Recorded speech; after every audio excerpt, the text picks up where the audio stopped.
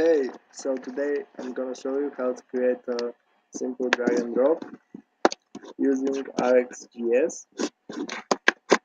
Let me just refresh because I made some corrections. Yeah, so that's the functionality you will get.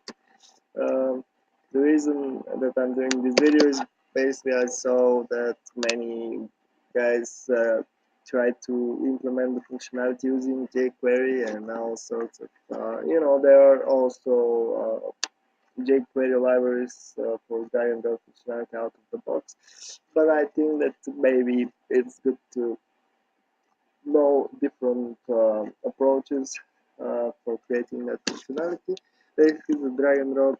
What is a drag and drop? Basically, well, you click on an element, so you hold the mouse down, and then you move it around. And when you let the mouse go, it should stay on the place where the mouse was uh, basically left.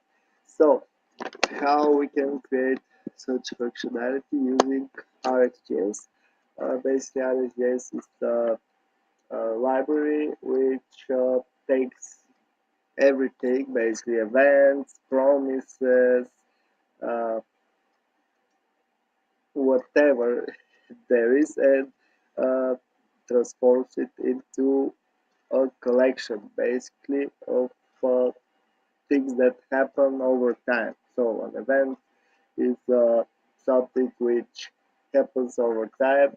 If we want to view it as a collection, it is a collection of things, but it's not like the JavaScript array where all the values are present in the collection. You can immediately iterate over them, but you basically have to wait for some of the values. Well, if we don't want to use RxJS, we'll have to basically add event listeners and unhook them on uh, a specific state. So basically, you have to keep track of the state also. But that's kind of complex. It creates code which is not so readable. And let's look at how we can implement that using RxJS and see how easy it is basically. So in the index.html, we have the element that we want to drag. We have the RxJS library from CPM, and we have our script file, which consists of first I select the element. Then, this is interesting, we use the from event method, that's from RxJS, that takes an element and event name and creates observable from it. So basically you can subscribe to that observable and perform different operations over the events, over the collection of events, and they will happen whenever they happen. You don't know when the user he will click something or if he won't click it, but basically um, that's like adding an event listener. So you can imagine that right, like adding an event listener to a specific event.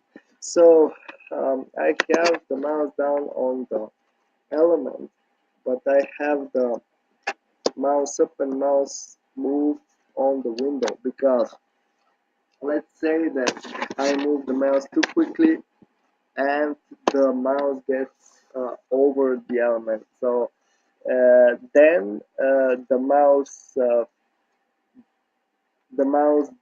up won't be fired because you're not in the element. You are mousing up on the window, and the functionality will break.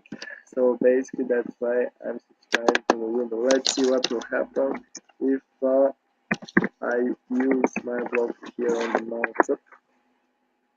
Maybe it won't break out.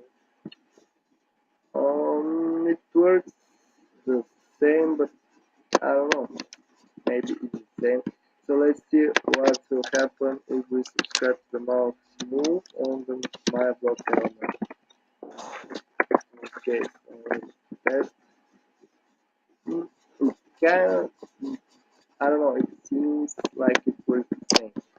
So maybe uh, maybe the code runs fast and basically you don't have to worry about that. But anyways, uh, after that we have the uh, the code, basically the things we do with the specific event. So let's imagine that the mouse down is like an array of events. We have so if it's an array of events, we have the map function. That map functions, of course, comes from the RxJS library. And what will happen when an element or an event comes uh, in that collection? From that collection, the the handler in the map method will be called. So basically, it will be called, and uh, you see that it returns. So why we are subscribing to the mouse down and we are using map over? Basically, uh, we need the mouse moves. We don't need the mouse move now because I haven't clicked down on the element. But when I click on the element that fires and we subscribe now, by using again map to the mouse move. So we go through all the mouse moves. We make some corrections in the position of the element and the mouse, where the mouse is on the element and where the element is in the window. So that when I click here and move it, the element kind of acts like an actual physical object.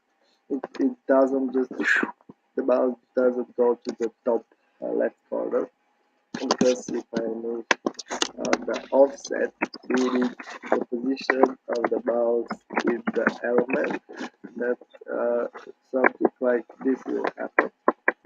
Whoop, whoop, which is, not what we want. Then we have a really interesting method called take until. As you can see, I've written a comment. If the 0 pass the take until fires, we unsubscribe, subscribe from mouse move.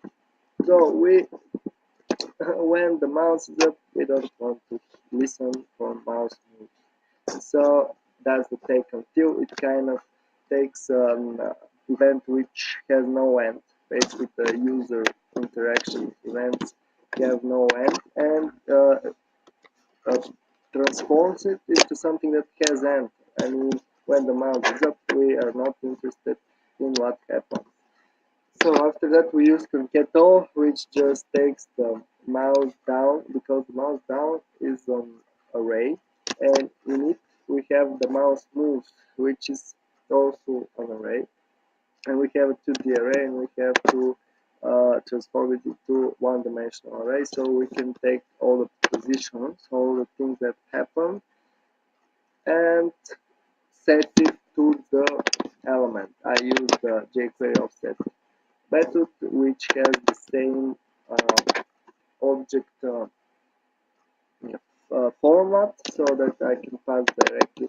So even when I think about it, I can do like like that. I mean, just passing the method and okay, so Mr. Yes, so it should work. No, it doesn't. Well, mm, yeah, I'm not sure why it's that, but basically, don't worry about it. That's not related. So thank you guys. That was it. So I will continue with more cool stuff showing you. Yeah. Bye bye.